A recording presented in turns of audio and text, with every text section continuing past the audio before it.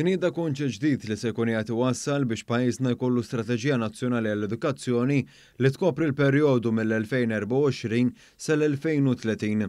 B'differenza l-prassi tas-soltu l-Ministeru għall-Edukazzjoni, l-Isport, iż-żgħażagħ, ir-Riċerka u l-Innovazzjoni fetaħ proċess ta' dialogu qabel jibda jitfassal b'mod normali. B'hekk din l-istrateġija se tkun qed titfassal permezz ta' dialogu soċjali sħiħ mal-imsieħba kollha biex imbagħad jiġi pubblikat dokument li jitqiegħed għall-konsultazzjoni pubblika b'mod normali. Fil-fatt l-istrateġija se tkun qed titfassal b'mod sħiħ mill-professjonisti f'dan is-settur li huma l-edukaturi li ta' kuljum ikunu f'kuntatt dirett mal-istudenti u li se jkunu qegħdin jiżviluppaw din il-politika.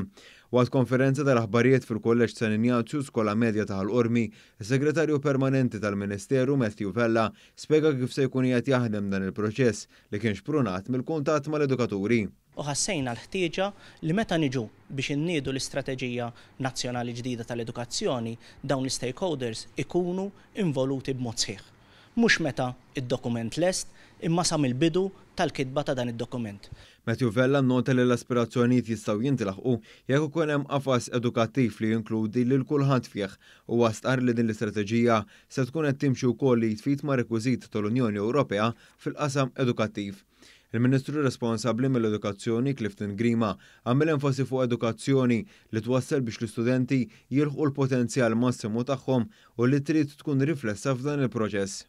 Strateġija edukattiva li jrid ikollha diversi aspetti diversi pilastri bl-istudent dejjem fiċ-ċentru ta' din l-istrateġija, però fuq kollox billi nassiguraw li l-istrateġija edukattiva ta' pajjiżna tkun waħda li tirrifletti dak li jiġri mhux biss ġew pajjiżna imma anke fuq livell mondjali, fuq livell globali u tkun strateġija li fuq kollox mod mill-aktar importanti mill-aktar ċentrali tagħti l-għodda meħtieġa li tfal tagħna sabiex jilħqu l-iżvilupp sieħ tagħhom.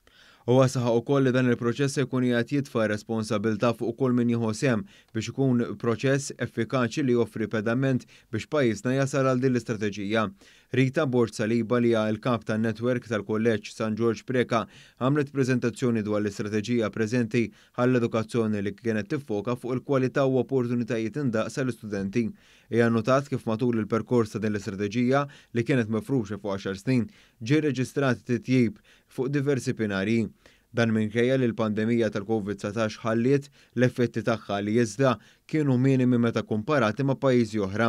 Dan kien attribwit fosthom għal fatt li dawk l-istudenti li ma kellhomx aċċess għall-apparat elettroniku ingħatalhom biex ma jaqgħux lura.